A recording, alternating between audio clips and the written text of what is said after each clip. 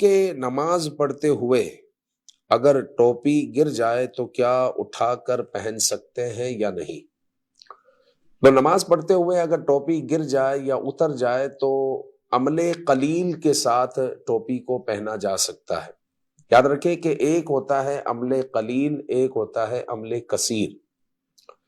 اگر نماز میں کسی نے عمل قلیل کیا تو نماز اس سے نہیں جاتی، نماز اس سے نہیں ٹوٹتی۔ لیکن اگر عمل کثیر ہو جائے، مطلب یہ ہے کہ اس طریقے سے اس نے کوئی عمل کیا، ٹوپی ہی آپ لے لیں کہ ٹوپی حضرت جو ہے اٹھا رہے ہیں دو ہاتھ سے،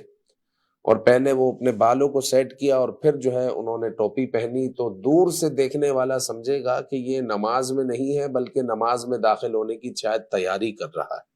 تو اس صورت میں نماز اس کی ٹوٹ جائے گی عمل کثیر سے۔ اور اگر عمل قلیل سے کسی نے ٹوپی پہنی، مثال کے طور پر سجدے کی جگہ پر ٹوپی رکھی ہوئی ہے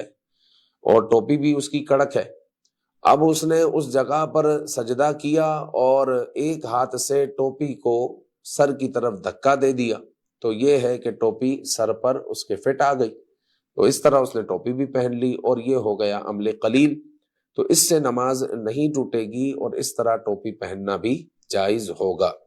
تو خیال کریں کہ عمل کثیر نہ ہو جائے۔ ہاں، اگر کسی کی جالی والی مثال کے طور پہ ٹوپی ہے، کپڑے والی ٹوپی ہے، اگر وہ گری ہوگی تو وہ تو مڑ گئی ہوگی،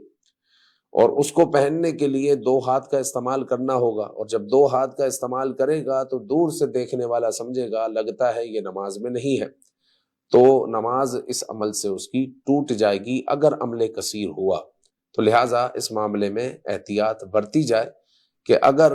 ننگے سر اس نے نماز کو مکمل کر لیا ٹوپی کے گرنے کی وجہ سے، تو نماز تو اس کی ہو جائے گی، چونکہ نماز میں ٹوپی پہننا کوئی فرض و واجب